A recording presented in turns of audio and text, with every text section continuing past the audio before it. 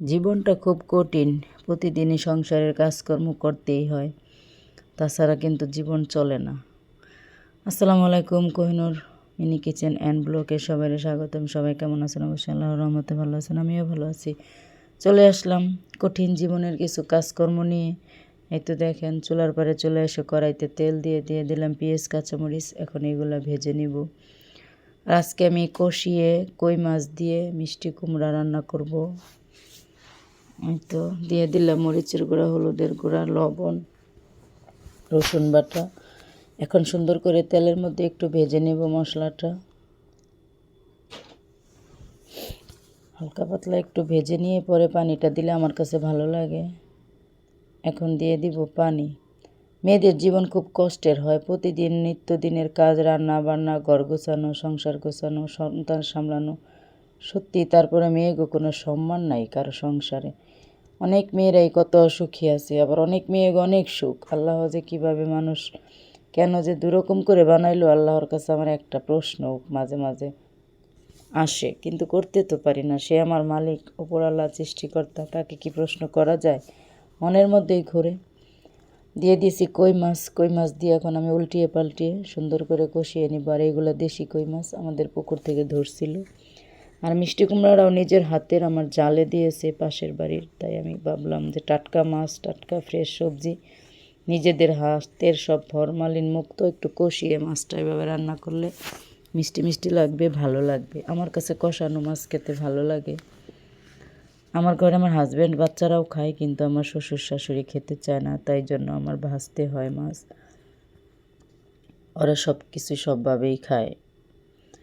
এখন কথা বলতেছি আর উল্টিয়ে পাল্টিয়ে মশলাটা আমি সুন্দর করে কষাচ্ছি, মাছটাও কষাচ্ছি।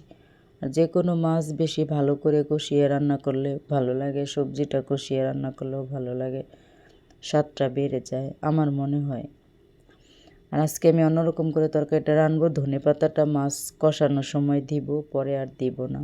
এভাবে রান্না করলে ধনেপাতার যে একটা নিজস্ব স্বাদ আছে, ঘ্রাণ আছে, সব তরকারির ভিতরেই চলে যায়। এভাবে রান্না করলে আমার মনে হয় ভালো লাগে।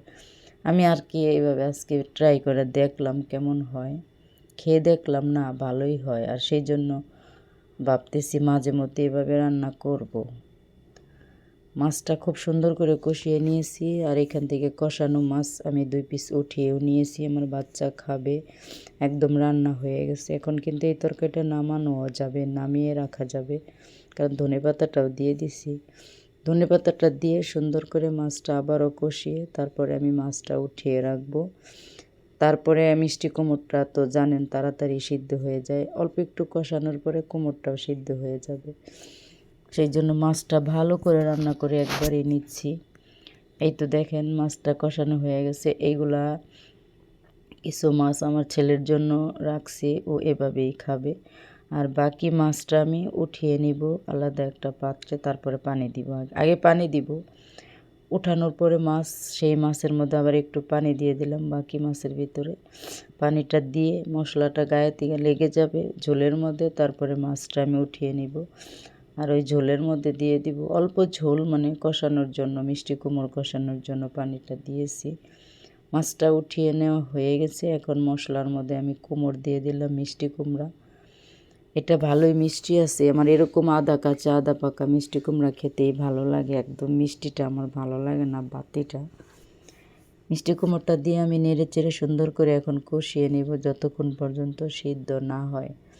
আর কষানোর মধ্যে যে কোনো তরকারি সিদ্ধ করে ফেললে ওই তরকারিটার স্বাদ দ্বিগুণ হয়ে যায়। আমার কাছে হয়ে যায়, অন্যদের কাছে কেমন হয় আমি জানি না। আর আমি এত সুন্দরও রান্না করি না যে আমার রান্না দেখে কেউ প্রশংসা করবে বা কেউ রান্না করে খাবে, সত্যিই কিন্তু পারি না। এই তো দেখেন কুমড়টা আমি কষিয়ে নিচ্ছি, অনেকটাই কিন্তু সিদ্ধ হয়ে গেছে মিষ্টি কুমড়াটা।